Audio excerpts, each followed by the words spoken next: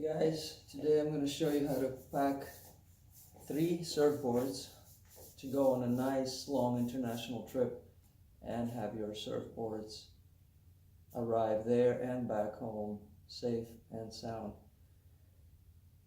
I'm a believer in spending more money potentially and having the surfboards not crack or get dinged, which means spending the money on the proper bags and also maybe spending the money on an extra luggage bag so that you don't have to put stuff into your surfboard bag and potentially make it too heavy for people to handle, which will make them throw it and drop it. And also loose objects inside the surfboard bag are not good for the safety of the surfboards. So I spent a little bit more money on the bags, and when I travel I will pay extra for maybe a luggage bag. So let me show you how I do it. It's worked for me so far, and I've had no even minor damage on my surfboards, knock on wood. So as you can see, I got 3 surfboards here, a 510, a 5.8, and a 5.8. The 510 is a OG Flyer, Channel Islands. Then I got the 5.8 Hypto Crypto, Hidden Shapes. And at the bottom there is a 5.8 Channel Islands Rocket Wide.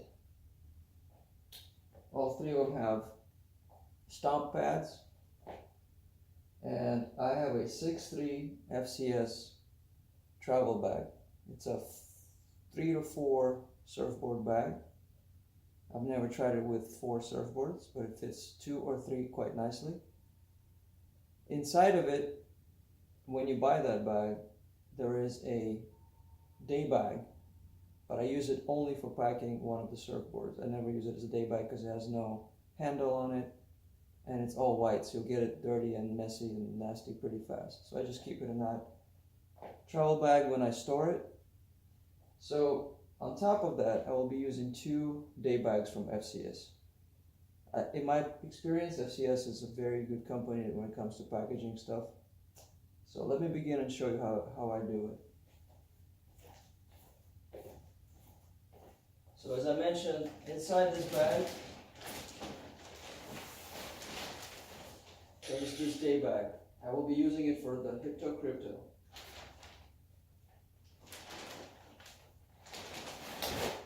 And the other 2 surfboards I'm going to put in FCS day bags.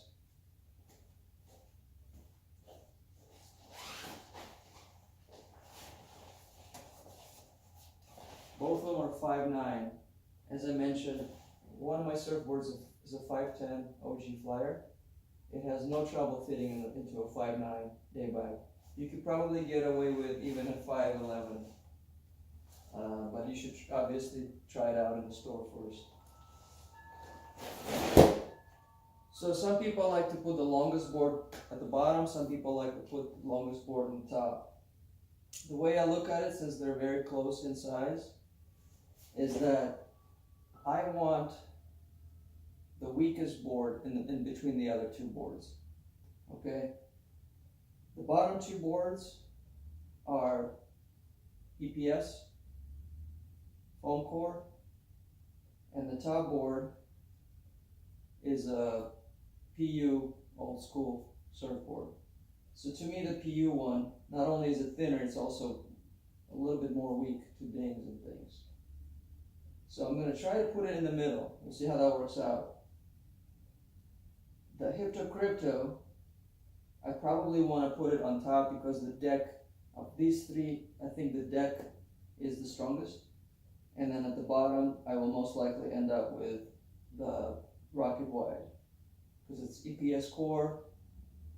Actually, vice versa. I might do the Hypto on the bottom because the bottom is usually weaker than the top. The thickness of the glass and the way they lay it is usually thinner on the bottom. So I'll probably do the Hypto at the bottom, and then I'll put the Rocket Wide at the top, and the OG Flyer, which is a PU board, I'll put in the middle.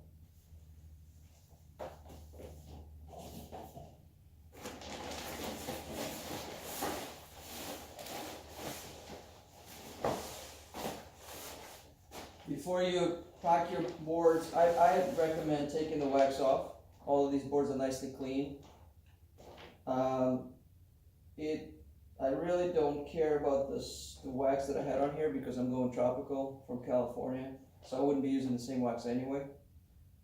I think it keeps the bags cleaner and just nicer, longer, and also takes away a little bit of the weight, because when you got months and months of wax on top of it, it just adds to the weight.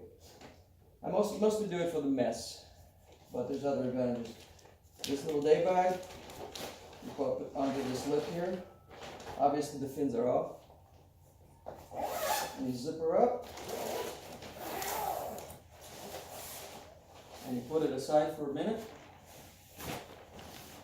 And then I'm going to do my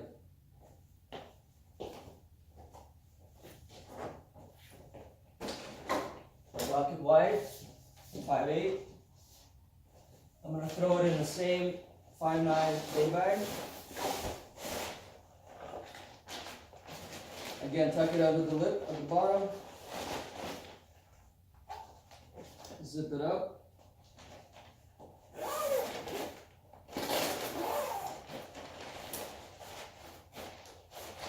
And I'm going to put this aside for now.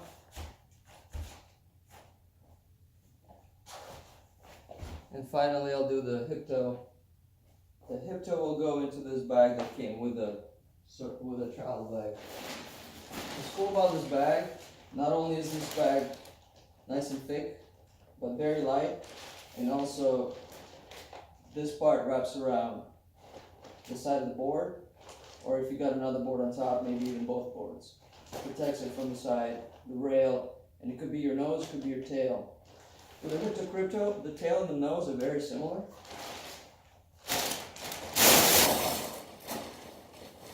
So I think I'll actually put the tail where the nose would normally go.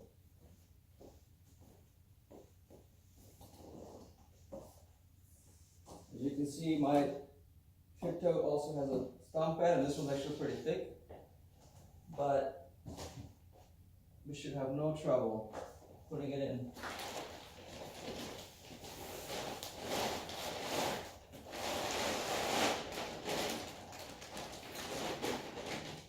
Velcro this up, and then as I mentioned, this is my nose now, and I can do this when it's inside this bag. So let's see, which one do I want to put in first? I think I'll put in the Hip-Toe Crypto first. This bag, one of the reasons I like it, has the straps. So you lay out the straps, comes out. And then you decide which way you want to put the boards. So the handle is not centered. The handle on that bag, as you can see, is actually closer to the left side of the bag. The reason they did that is because if you put all your boards in the same time, at the same direction, the tail part of the board is usually heavier than the nose part of the board. So the handle being offset, it helps you handle the bag and not have it tip over on one side. So the side that's closer to the end is the side where you normally put the tail end of the board.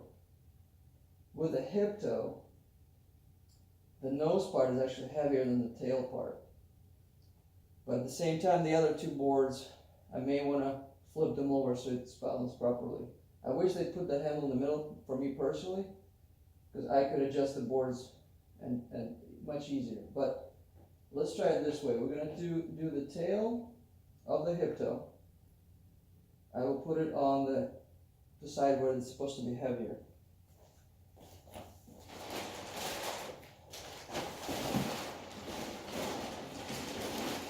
And as you can see, the big bag makes this curl up.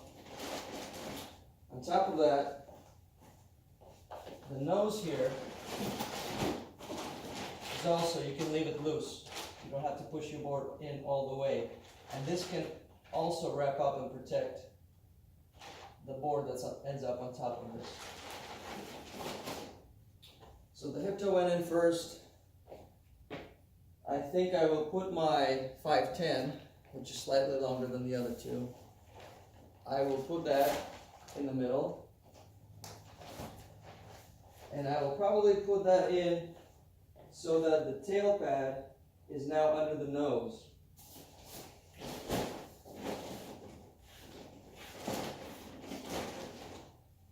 And then the third board is my 5/8 rocket wide. Again, I think I want the tail pad on that one to be under the nose of this one. So I'm going to flip it over again. And let's see how that works out.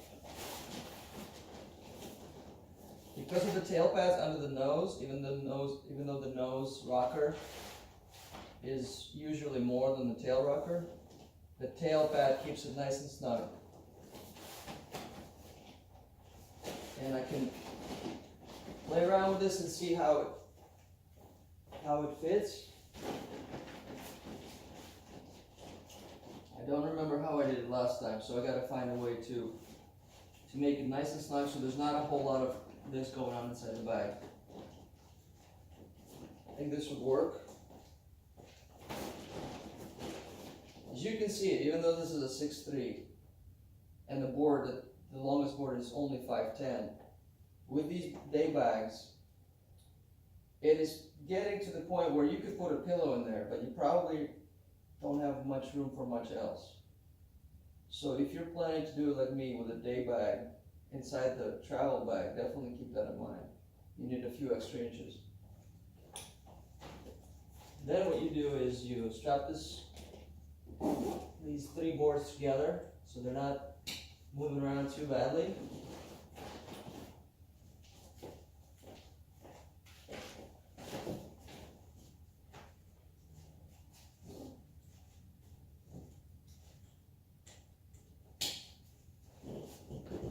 Nice and snug. So we need more than that.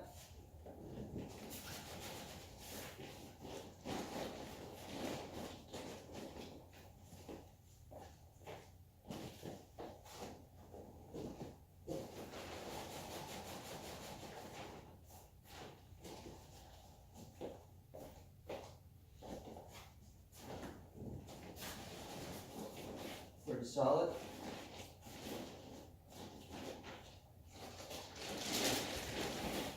And then you put this white piece of foam, make sure it wraps around all the surfboards on this side and then the long side.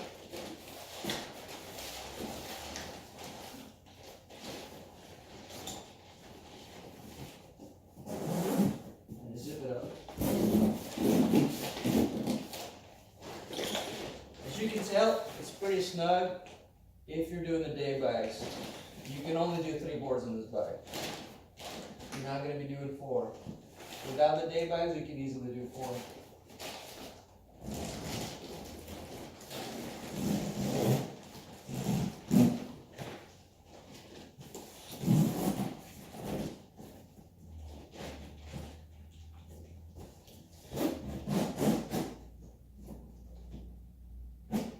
So sometimes I put a pillow on one end.